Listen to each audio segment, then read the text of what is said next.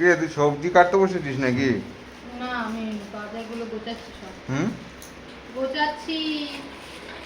এ বাবা, যা। দেখবে তো যে খাবার আছে আমি ওখানে। খাবার আমি জানি, শুধু ঝুড়ি আমি লাথি দিয়ে সরাতে যাচ্ছিলাম, ভাগ্যিস পড়েনি। যেত নিজেরই খাবার নাকে থাকতে। সব প্যাকেটে প্যাকেটে করে সবগুলো কাটবে না? সব তো কাটবো, শুধু ভেন্ডিটা কাটবো। ভেন্ডিটা আছে বলে রে। হ্যাঁ, ওটা আগে ভেন্ডি শেষ হোক। আর করে কাটো।